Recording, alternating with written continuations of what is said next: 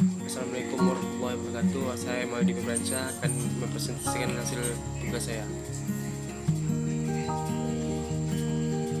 Peran struktur organisasi dalam pengadilan kejahatan perusahaan dan terorisme. Laura Dugan dan Corel Gibbs. Abstrak dalam bab ini, kami menarik perbandingan langsung antara kejahatan korporasi dan terorisme untuk meningkatkan pemahaman kita tentang bagaimana mengendalikan masing-masing dengan lebih baik. Kita mengakui perbedaan yang jelas antara kejahatan korporat dan teroris organis,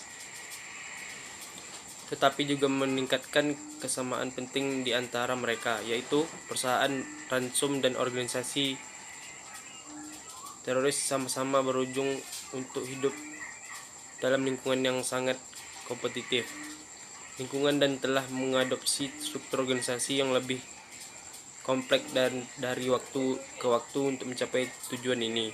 Namun kompleksitas organisasi inilah yang membuat sulit bagi petugas peradilan pidana untuk mendeteksi dan menuntut perilaku terlarang. Setelah menggambar atas literatur di kedua area untuk menggambarkan kompleksitas organisasi, kami menawarkan 7 rekomendasi RL atau sangat mirip untuk lebih mengontrol kriminal perusahaan dan organisasi teroris. Sifat dan struktur organisasi. Korporasi dan kompleks kelompok teroris pada dasarnya adalah organisasi yang berbeda. Mungkin yang terpenting, korporasi terlibat dalam kegiatan bisnis legal. Korporasi, baik dimiliki secara pribadi atau oleh pemegang saham, juga merupakan entitas publik. Korporasi Tian dan manajer puncak dikenal secara hukum dapat diidentifikasi dan tanggung jawab secara hukum. Makhluk itu dikenal secara mengungkapkan sejumlah besar informasi kepada publik, termasuk negara, misi laporan keuangan dan bahan aktivitas ilegal. Misalnya perusahaan yang diperdagangkan secara publik harus mengungkapkan kejahatan yang signifikan kepada pemegang saham dalam laporan tahunan mereka. Selain pemerintah, korporasi juga bertanggung jawab kepada publik. Kelompok teroris di sisi lain secara eksplisit adalah organisasi ilegal yang beroperasi makna secara sembunyi-sembunyi untuk menghindari kontak langsung dengan pejabat dan publik. Meskipun mereka kerahasiaan, bagaimanapun sebagai besar organisasi teroris bertanggung jawab kepada konstituen atau memegang saham, mengacu pada mereka yang memiliki perspektif ideologis serupa dan memberi dasar untuk perekrutan atau dukungan keuangan. Di faktanya, banyak organisasi teroris mengandalkan sumber media untuk mempublikasi kegiatannya. Seperti disebutkan di atas, Al-Qaeda akhirnya menjadi organisasi yang lebih berjaring dan sekarang dianggap sebagai gerakan jihad global yang independen, namun berafiliasi secara longgar kelompok. Meskipun sulit untuk menggunakan metode peradilan pidana tradisional untuk kedua bentuk tersebut kejahatan, sifat organisasi dan aktor di dalamnya dapat menciptakan perbedaan pengaruh dalam efektivitas intervensi peradilan pidana tradisional.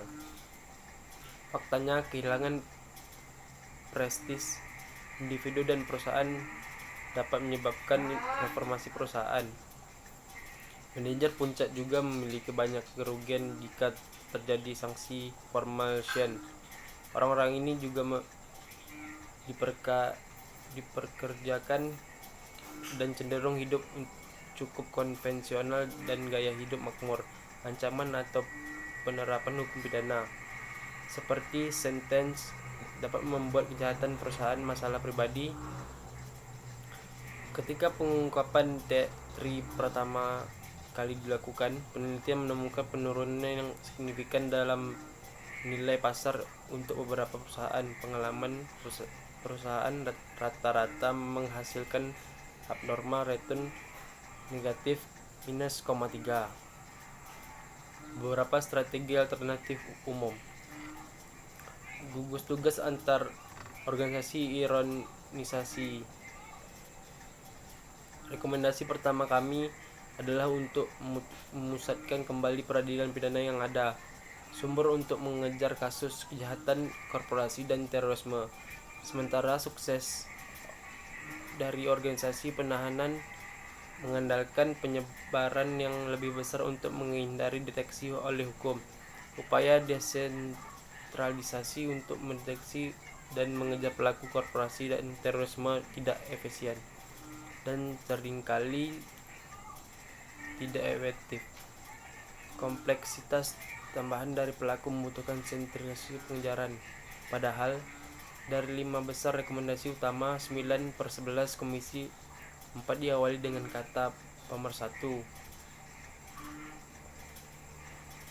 Karena pengetahuan khusus untuk dan waktu yang dibutuhkan untuk membangun kasus melawan penjahat perusahaan, gugus tugas antar organisasi dan penuntut khusus unit dapat meningkatkan kegunaan alat hukum yang ada. Pengacara distrik berpartisipasi dalam jaringan kontrol antar penggunaan alat hukum yang ada. Pengacara distrik berpartisipasi dalam organisasi cenderung menuntut lebih banyak kejahatan korporasi, mengontrol ukuran populasi, proksi untuk aktivitas bisnis. Jaringan ini memfasilitasi penyidikan bersama dan kerjasama umum antar lembaga, mungkin membuat melihat jaringan biro iklan dengan keterampilan unik untuk berbagai bagian investigasi. Misalnya, beberapa komponen termasuk kantor intelijen dan analisis, pusat pelatihan penegakan hukum federal, transportasi, administrasi keamanan, kewarganegaraan Amerika Serikat dan layanan imigrasi, dan badan manajemen darurat federal.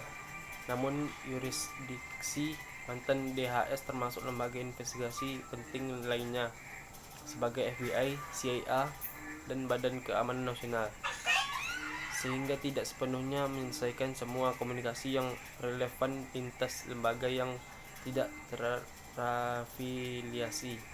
Meskipun penuntut belum terpusat, penuntutan menjadi lebih terspesialisasi. Mendorong pelapor, kami juga menyarankan whistleblowing yang lebih mendorong.